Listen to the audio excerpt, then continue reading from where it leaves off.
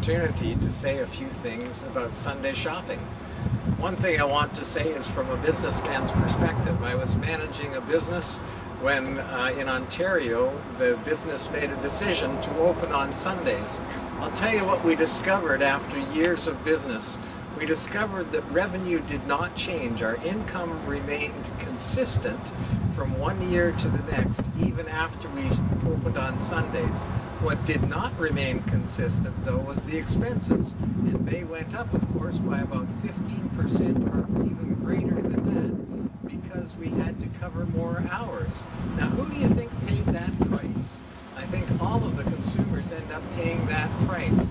We did not lose business by not opening Sundays, but we lost money by opening Sundays, and we had to pass that on to consumer.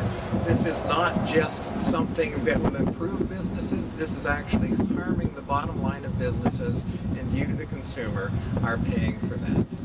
I want to say another word about Sunday shopping too, and that has to do with family time, upon which most of our country is based on that unit of family.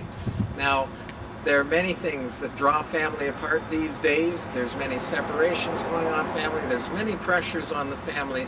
But when you add that fact that they don't have a day in common when they can all be together, how do you think that works with family relationships? If you don't have common time together, that just further breaks up the family because you don't have time to relate to each other. We'll pay a heavy price for that in the future because of our children and their children's children, and when those family relationships break down, we are all in trouble, and that is hard on everybody. Let me say just a brief word too about those who have some kind of faith and would like a day when they could worship together. I know that's not for everyone, but that's somebody's individual choice, and regardless of what you say about not taking a job that is required work Sundays or employers not being able to force you to work Sundays, guess what? There is a lot of pressure to do that. You may have to accept a job. And that's another thing that this country was built on, faith. Whatever is yours, that is entirely up to you. But that is also harmful for those who wish to have, once again, a common time to be together. And let me say the last thing I really want to say about this, and I think this is the most important point, and that has to do with living in Canada and living in Nova Scotia that is supposed to be a democratic operation. When the people speak and the plebiscite was held and we said firmly that we did not want Sunday shopping, what right does the government have to ignore the people of Nova Scotia and overrule the decision that they've already made? There will be a price to be paid for this eventually too, because if our governments do not listen to the will of the people will eventually change those governments. You might think that this is here to stay, but the government needs to take warning, because when you start overruling the will of the people, you're all in trouble. There's 4 good reasons that we need to reconsider this, and I hope our government and the people are listening. Thank you for your time. Alright, Sundays are a day for rest, and also a day for spending time with friends and family, such as you can't during through the week because everybody else is working. One day a week where you can also make plans that don't have to become schedules. A day that rest, also in spending yourself with other people during the week.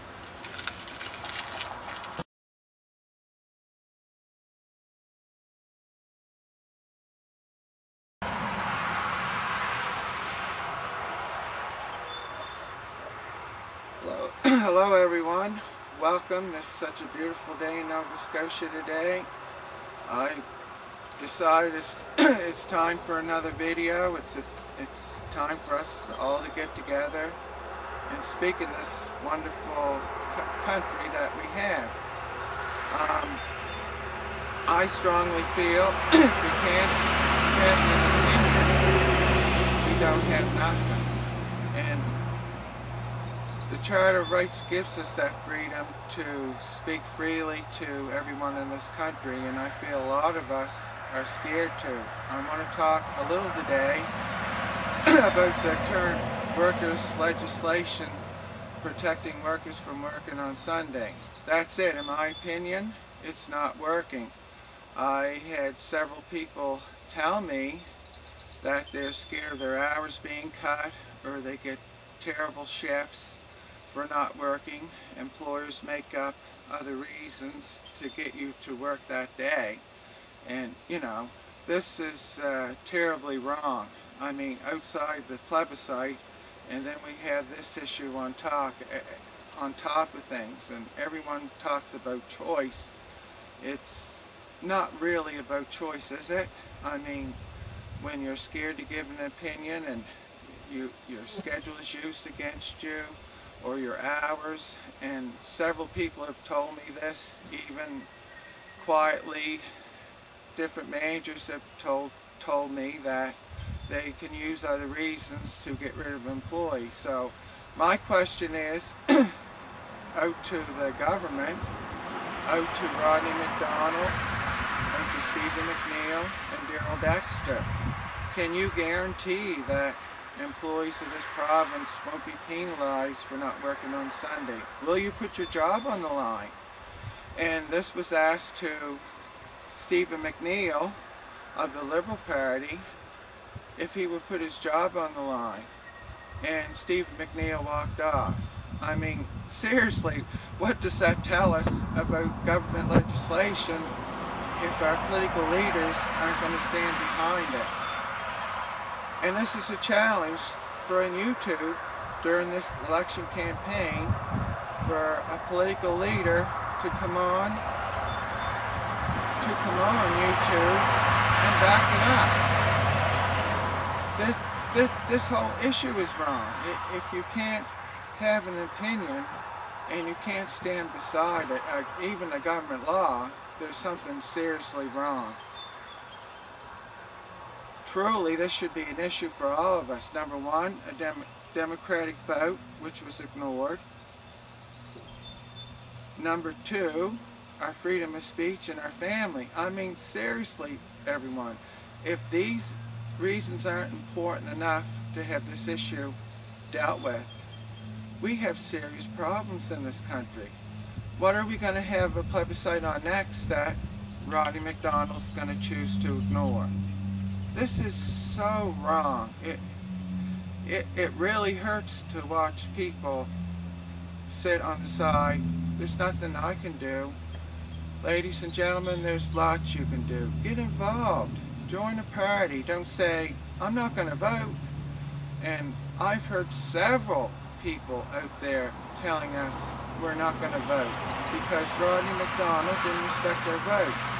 But seriously, that's not the answer. We're going to have a dictator. Again, if he's elected, another 4 years of dictatorship of Rodney MacDonald. And Stephen McNeil, as far as I'm concerned, he is no better. This is really funny. This man wants to give us a holiday in February. He wants to personally call it a family day. Well, this man helped and supported our premier in taking 52 family days a year, and they only want to give one back. I mean, what's wrong with this picture? What's wrong with this whole thing? And you know what? If I'm standing alone in this province, speaking out against this, well, that's so be it, because you know what? Men and women fought in wars for us to have all these rights we got. Freedom of speech, right to vote, and the right to be with our family. And what has our government done? They have made a fool of it. They have made a complete fool of it. Ladies and gentlemen, it is such a beautiful day. I want to thank you for listening to me, and there will be more to come on YouTube from Save Our Sundays. Thank you for listening, and enjoy this fabulous Nova Scotian day. Thank you very much.